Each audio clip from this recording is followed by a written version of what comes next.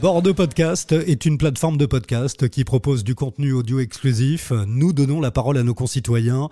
Dans cet épisode, nous recevons Laurent Bourgito-Guillard. Depuis fin 2017, vous êtes le directeur d'Incubateur Bordeaux.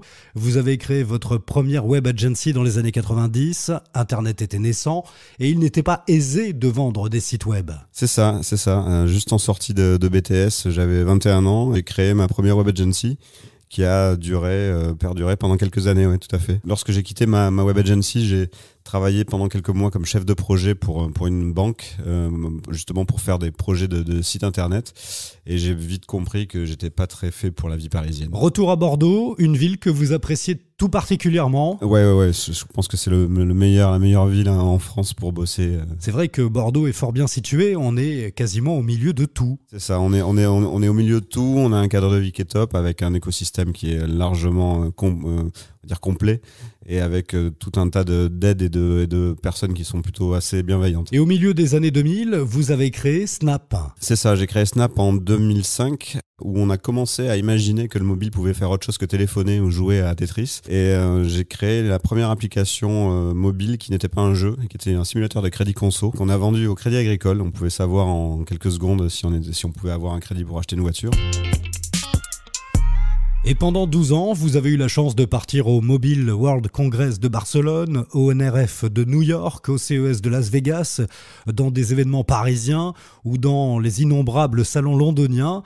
C'était pour une société comme la vôtre une chance inouïe de se retrouver au cœur des enjeux du numérique. C'était vraiment génial. Ça m'a permis d'une part de monter un réseau assez important, de rencontrer tous les pure players du monde du digital, donc ça allait d'Apple à Samsung, à Sony, etc. Et effectivement décroché par Barcelone, par New York pour la NRF, qui est la plus grosse convention de tout ce qui est innovation dans la grande distribution en particulier. Et fin 2017, une nouvelle aventure, vous devenez directeur d'Incubateur Bordeaux. Incubateur Bordeaux cherchait son nouveau directeur de bureau. Et je me suis complètement retrouvé dans l'annonce.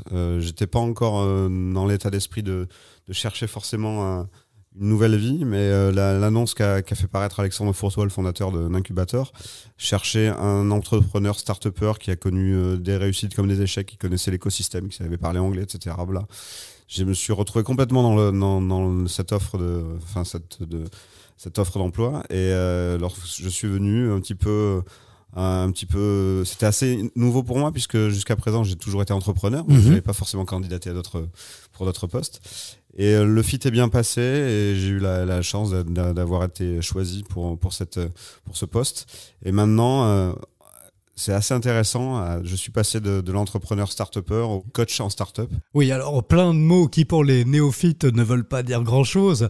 Par exemple, expliquez-nous ce qu'est un incubateur. Ce que c'est un incubateur, c'est un outil qui est composé donc de ressources, de personnes, d'experts qui vont aider un entrepreneur à réussir dans son projet. On a des experts du digital, des experts du marketing, des journalistes, puisqu'on a la chance d'être au siège de Sud-Ouest, des experts du business model, des banquiers, des experts comptables, tous les corps de métier dont aurait besoin un entrepreneur. Et on lui offre le gîte et le couvert, j'ai envie de dire, puisque en venant chez nous, on va offrir à l'entrepreneur ou l'entrepreneuse, je sais pas si la terminologie est exacte, on va lui proposer des bureaux et de l'accompagner pendant 10 mois pour que son projet, qui peut être simplement une idée sur un post-it, devienne une réelle société et qu'il génère des revenus. Ça va jusqu'au financement. Ça va jusqu'au financement. On intervient nous-mêmes dans le financement puisqu'on prend des parts dans toutes les startups qu'on accompagne. On va aider ces startups-là à avoir les subventions, les aides qui vont bien si leur projet est assez innovant, et on va forcément les aider à vendre. Et c'est là que je rentre dans le jeu, on va dire, le plus concrètement, puisque je vais ouvrir mon carnet d'adresses à tous ces start-upers pour apporter de l'innovation à différents anciens clients de mes anciennes vies. Alors Incubator, ça n'est pas qu'à Bordeaux, Lyon, Nantes, Rennes, Lille et également en Chine. Oui. Alors en Chine, c'est un test pour voir si notre concept peut être exporté. On a même pour ambition d'ouvrir 10 villes en France, sauf Paris, qui sera simplement, à mon avis, une antenne pour y faire des rendez-vous parce qu'il y a déjà beaucoup de monde là-bas. Oui, des projets d'ouverture à Strasbourg, Montpellier, Toulouse, Marseille ou encore Grenoble. Exactement. L'objectif d'Incubator, en fait, c'est de décentraliser un petit peu l'aspect startup, puisqu'on sait qu'on a un tissu régional gigantesque avec des créateurs de projets un petit peu partout et pas simplement que dans les métropoles, dans les grandes villes.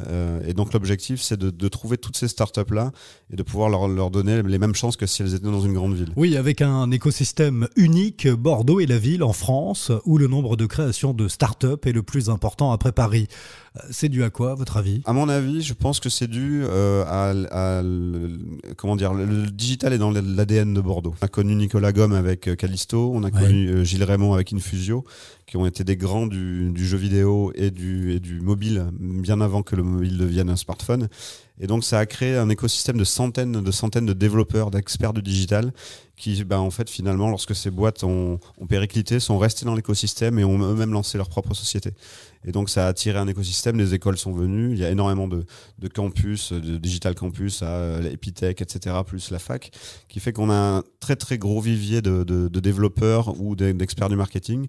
Donc on a, on va dire, tous les atouts pour pouvoir avoir un maximum de création d'entreprises, en particulier dans le digital. Combien de startups ici au sein du groupe Sud-Ouest d'Incubator Bordeaux ? Alors justement, ça prouve le dynamisme de la ville, puisque on va dire que on fait un appel à candidature tous les trimestres et on a à peu près entre 30 et 50 candidatures par trimestre. Donc ça vous donne une idée du nombre de startups qui se créent sur Bordeaux. Et quand je parle juste pour nous, il faut imaginer qu'il y a une dizaine d'incubateurs sur Bordeaux. Donc on a entre 30 et 50 candidatures par trimestre. On en retient entre 5 et 10, on va dire. Donc on a vraiment une très très forte propension à avoir des startups sur Bordeaux. Et il y a une autre partie qui s'appelle Théophraste. Oui, alors Théophraste, on est un petit peu schizophrène ici chez Sud-Ouest, puisque en fait, on dirige moi je dirige deux établissements qui cohabitent. Donc là, l'incubateur, ce dont je vous ai parlé, là, qui vont donner tous les outils à des porteurs de projets de démarrer. Et à côté de ça, on a un accélérateur. Et l'accélérateur, lui, par définition, il sert à accélérer. Donc, va proposer à des entrepreneurs qui ont déjà une start-up qui fait déjà du chiffre, mais d'aller plus vite et d'aller vers soit la levée de fonds, soit vers la collaboration client-fournisseur avec Sud-Ouest. Et là, c'est clairement pour le compte de Sud-Ouest. Et l'objectif, c'est de trouver des startups ou des sociétés qui fonctionnent déjà, leur trouver des synergies potentielles avec le groupe Sud-Ouest. Donc on fait ce qu'on appelle de l'open innovation. On va chercher pour eux de l'innovation et leur amener dans leur bureau. J'imagine pour vous, Laurent, une journée type, ça n'existe pas. Non, c'est ça qui est génial, c'est que c'est assez complexe à gérer parce que on est au milieu d'une quarantaine de personnes qui ont chacun leur projet, chacun leur problématique, tous à un stade différent de maturité. Donc on est obligé de jongler, de faire la pieuvre et de gérer, on va dire, une douzaine de questions en même temps. Il y a tous les âges au sein d'Incubator Bordeaux et de Théophraste. On a tendance à associer start-up avec jeunesse, mais pas du tout. Oui, vous avez raison sur le fait qu'on a des start-upers de 50 ans, on a des start-upers de 18 ans. C'est vrai que on va dire qu'on a une image d'un start-upper, c'est un jeune de 20 ans qui est plein d'iPhone plein ses poches. Mais pas forcément. On a des start-uppers qui sont des anciens entrepreneurs du monde, on va dire, concret et du commerce classique, tout comme certains qui font une transition digitale, d'autres qui sont en reconversion. Donc il n'y a pas de profil type. Et 4 fois par an, il y a des périodes de recrutement. On a janvier, on a avril, on a juillet, on a décembre à peu près. En gros, globalement, tous les 3 mois, on fait un appel à candidature. Alors ce qu'on fait, qui est assez sympathique, c'est que généralement, une quinzaine de jours avant, on invite des porteurs de projets, même s'ils ne souhaitent pas candidater, à venir faire ce qu'on appelle un crash test. Et on privatise tout le plateau ici à Sud-Ouest. On fait venir des mentors, on fait venir des experts de Sud-Ouest. Et on propose à ces porteurs de projets de venir tester leurs idées. L'objectif, c'est de leur faire des sortes de speed dating de 15 minutes. Donc, ils vont avoir une dizaine de fois à pitcher leur projet, où ils vont raconter un petit peu leur idée et de se faire challenger par les gens autour de la table, mais toujours avec l'objectif de ressortir de ce crash test avec des conseils bienveillants. L'objectif, c'est surtout pas de dire à la personne ton idée elle est pas bonne, c'est plutôt de dire ton idée elle est plutôt pas mal, il faudrait peut-être l'améliorer et l'amener vers ci, ou plutôt essayer de toucher tel prospect. On va essayer d'aider le porteur de projet à rendre son idée plus adaptée au marché. Et quelles sont les nouveautés pour 2020 ? Alors les nouveautés, on espère boucler une nouvelle levée de fonds assez significative qui va nous permettre de croître. Comme vous l'avez dit, on a pour ambition d'ouvrir 2 nouvelles villes dans les prochains mois. Donc vous en saurez plus très rapidement. On est en train également de franchiser, on va dire, le concept incubator, puisque il y a beaucoup ça fait 3 ans aujourd'hui qu'on a mis en place des process et des ateliers et toute une méthodologie qui permet aujourd'hui de montrer qu'on a un certain succès. Et on voit que certaines structures auront peut-être besoin de ces process-là. Donc on est en train de voir si on peut franchiser le concept. En tout cas, ce que je peux vous dire, c'est qu'au bout de ces 3 ans, on a reçu à peu près 900 candidatures de start-up. On a aujourd'hui 170 start-up qui sont en vie et on en a plus de 80 qui ont déjà levé des fonds. Donc on a un taux de réussite qui est assez important, et ce qu'il y a d'intéressant, c'est que un start-upper qui va échouer comme beaucoup, mais généralement on le revoit 3 mois plus tard avec une nouvelle idée, et ça fait plaisir. Merci beaucoup. C'était Laurent Bourgito-Guillard, directeur d'Incubateur Bordeaux depuis fin 2017. Merci Laurent. Merci.